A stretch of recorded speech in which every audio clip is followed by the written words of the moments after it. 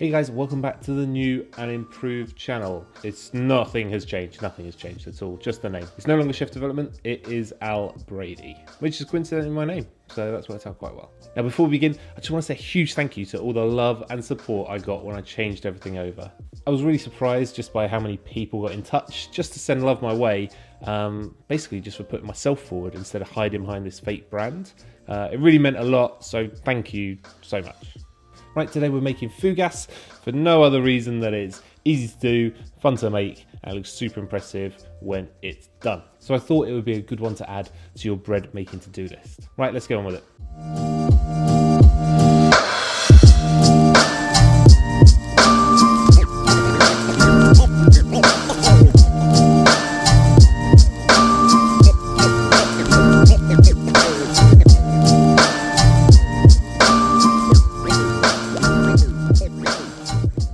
So the first thing we need to do is dissolve the yeast with the water. So measure out 220 grams of lukewarm water into a bowl and then add your yeast. I'm using 5 grams of dried yeast here because it's all I currently have, but if you want to use fresh yeast, just double it. Give the yeast and the water a little mix just to dissolve the yeast, and then we can add 10 grams of rye flour and 320 grams of strong white bread flour. Lastly, add a teaspoon or about 7 grams of salt, and then we can start mixing all of this together. We don't want to overdo it at this stage, we're only mixing it enough just to bring the dough together. There should be no flour left in the bowl and it should look like a rough, lumpy dough like this. Then cover the bowl and leave it to autolyse for at least 30 minutes.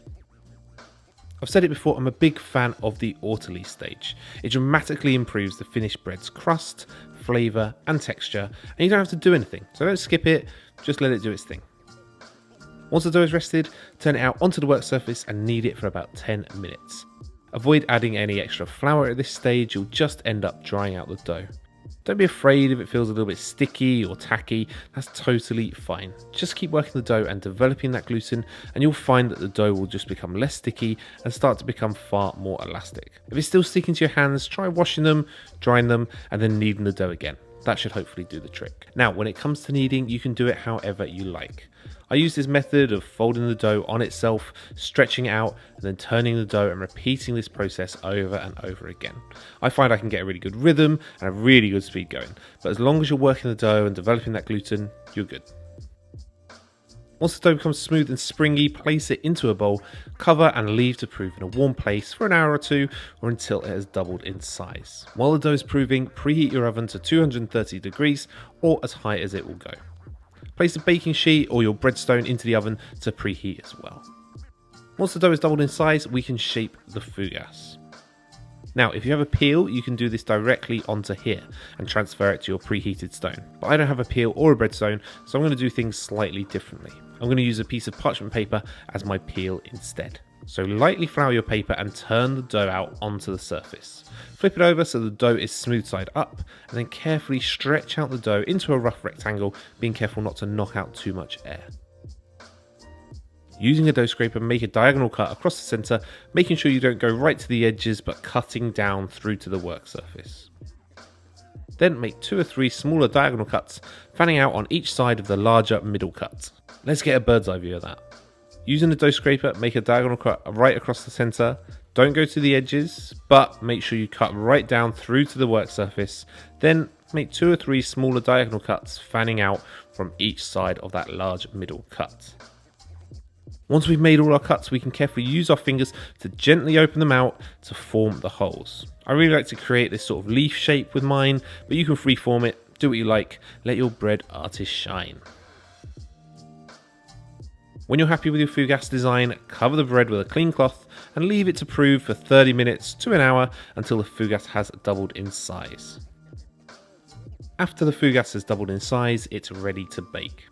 I'm using my preheated baking sheet as my baking stone just to give the bread a hot surface to cook on, and I'm using the parchment paper to slide my bread onto the tray. Adjust the shape of the bread if necessary and then place in the oven. Splash a little bit of water in the bottom of the oven to create some steam and then bake your Fougasse for about 12 to 15 minutes or until golden brown and crisp. Once cooked, remove the oven and leave to cool on a wire rack. Now, I know it doesn't look like the most practical loaf to make. I mean, you're not going to be making a sandwich out of it, but as a tear and share type bread, it's awesome. Visually, it's stunning, and it will always impress anybody lucky enough to share it with you. And more importantly, it's just fun to make. And to be honest, that's the only excuse you really need.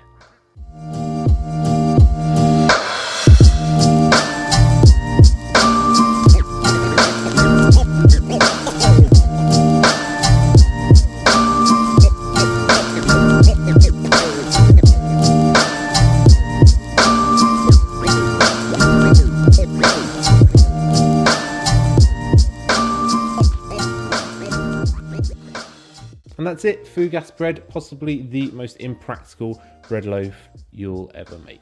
This recipe is easily adapted. Mix some olives or fresh herbs into the dough to create different flavors. I mean, there's really no limit to what you could do with this loaf, so have a little play around with it. All I'm saying is give it a go, because it's super simple to make, but the end result is really impressive. And it might be a nice break from all that sourdough you've been making. Thank you so much for watching the video. If you like this recipe, let me know by hitting the thumbs up down below. And if you're new here and you like what you see, why not consider subscribing as well? If you're interested in any of the equipment that I use in my videos, check out my Amazon store. The link is down below. You'll find a full list of ingredients for this recipe down below, and you'll find the full recipe on my website, albrady.co.uk.